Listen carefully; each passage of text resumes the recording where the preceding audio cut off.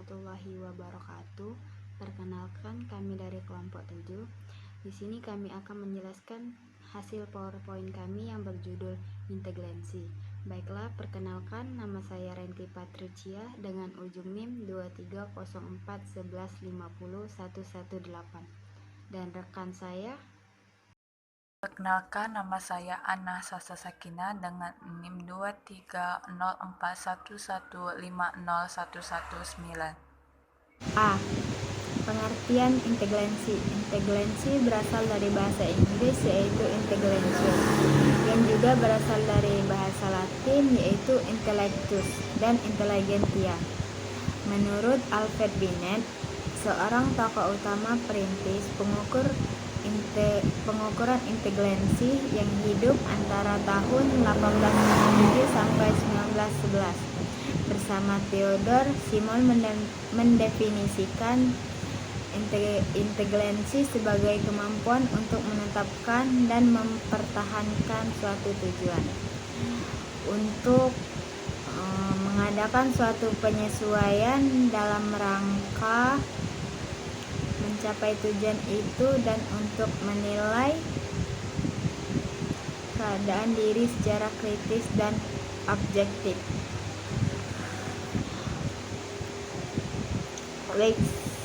Seller pada tahun 1986 mendefinisikan integransi sebagai mula-mula kapasitas untuk mengerti ungkapan dan kemauan akal budi untuk mengatasi tantangannya.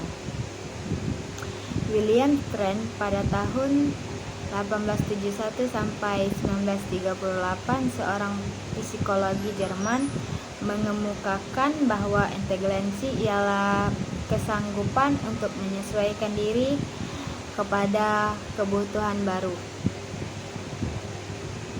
Dari pengertian yang telah dikemukakan oleh beberapa ahli kami dapat menyimpulkan bahwa satu integransi adalah kemampuan menyesuaikan diri dengan lingkungan, beradaptasi dengan situasi yang baru dan beragam. 2. Kemampuan untuk berpikir dan menggunakan konsep secara abstrak. 3. Kemampuan untuk belajar atau kapasitas untuk menerima pendidikan.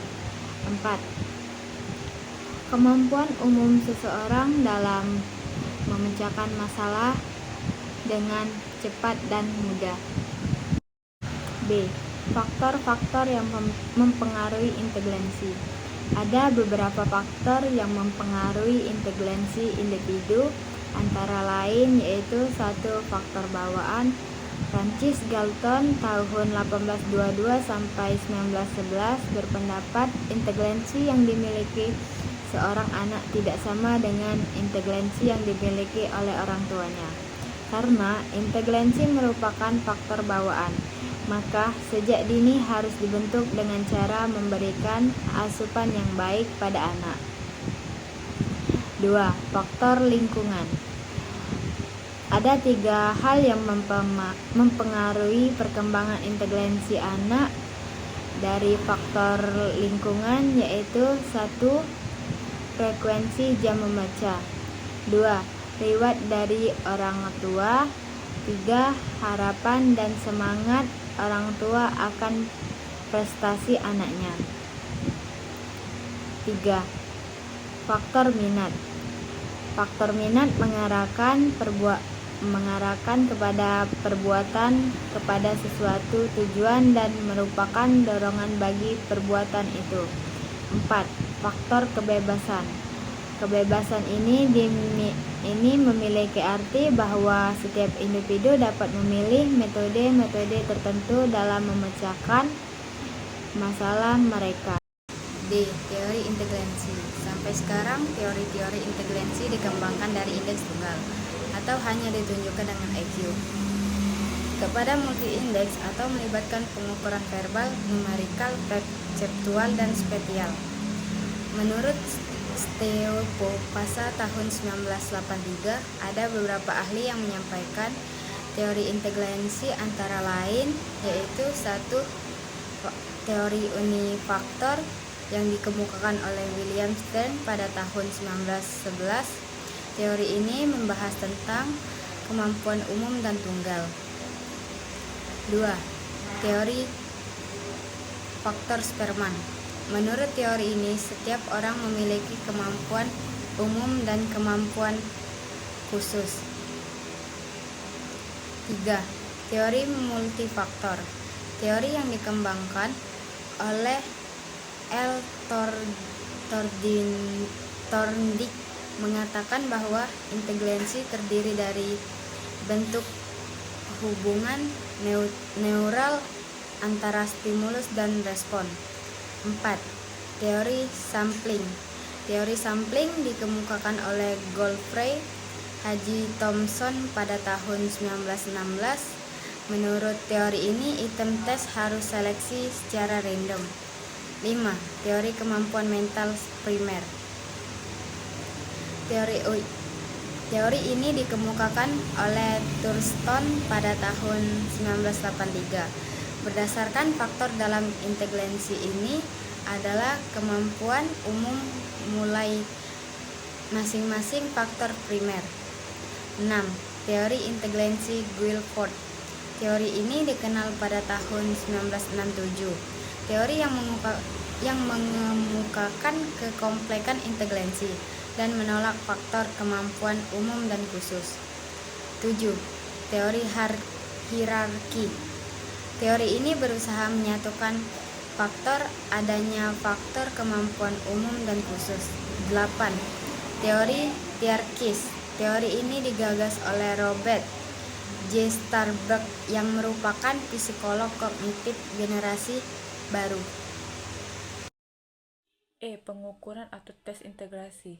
1. Macam-macam teori. Masing-masing individu berbeda-beda segi integrasinya, karena individu satu dengan yang lain tidak sama. Kemampuan dalam memecahkan masalah yang dihadapi. Pandangan pertama berpendapat bahwa perbedaan integrasi setiap individu terletak pada kualitas atau pada dasar yang berbeda. Sedangkan yang membedakan pada pendapat kuantitatif adalah perbedaan integrasi satu sama lain yang hanya semata-mata karena perbedaan materi yang diterima atau karena perbedaan dalam proses pembelajarannya. Pembedaan proses pembelajaran yang membawa perbedaan dalam segi integrasi baik pandangan pertama maupun yang kedua. Salah satu cara ialah dengan menggunakan alat tes yang disebut dengan tes integrasi ataupun tes integrasi standar. Antara lain, A. Integrasi Binet-Simon, B. Tes Wickets, C. Tes Progressive-Metric, D. Tes integrasi Education Test. Manfaat tes integrasi. A. Dapat digunakan untuk seleksi penerimaan murid baru. B. Pembinaan atau mengevaluasi terhadap prestasi yang dicapai. C. Mengelompokkan siswa pada program khusus. D. Tes integrasi dapat digabungkan atau program pemilihan jurusan program. E. Memudahkan menemukan data-data kepribadian. Peran pendidikan dalam mengembangkan kecerdasan. Menurut Wina Putra menjelaskan ada 3 cara yang dapat dilakukan untuk menciptakan suasana belajar yang mengembangkan semua kecerdasan, yaitu 1. Mengaktifkan seluruh indera pembelajaran. Ada 3 cara dapat dilakukan mengaktifkan seluruh indera pembelajaran, yaitu melatih cara dengan efektif, melatih mata untuk membaca cepat dan efektif, melatih keterampilan menulis atau membuat catatan yang cepat dan tepat. 2.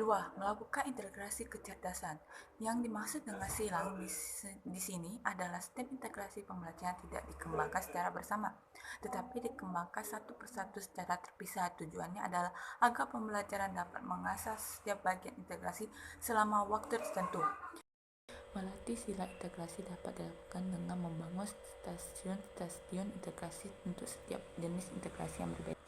G. Pengertian kecerdasan jemu.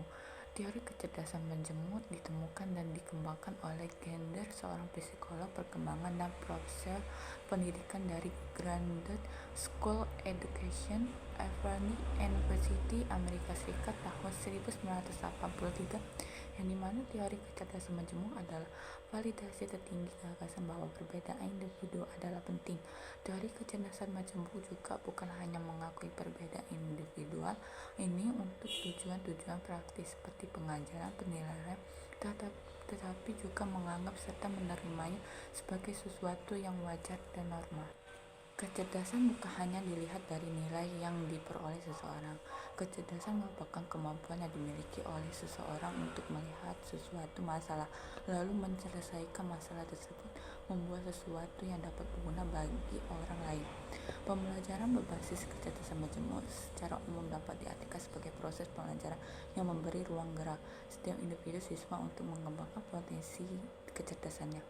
Untuk menunjukkan keberhasilan pembelajaran pada dasarnya adalah menentukan pendekatan pembelajaran yang secara dengan kurikulum. Membahas tentang pendekatan pembelajaran, banyak sekali jenis pendekatan yang dapat diterapkan. Di antaranya adalah pendekatan pembelajaran yang dikembangkan dari suatu teori dikenal dengan teori kecerdasan majemuk gender dengan buku yang berjudul Premise of Myth, The Theory of Multi-Intelligence. Sebagaimana dikutip Paul Supernom, bagi kecerdasan manusia dalam 7 kategori dan kemudian berkembang menjadi 9 kategori, yaitu 1.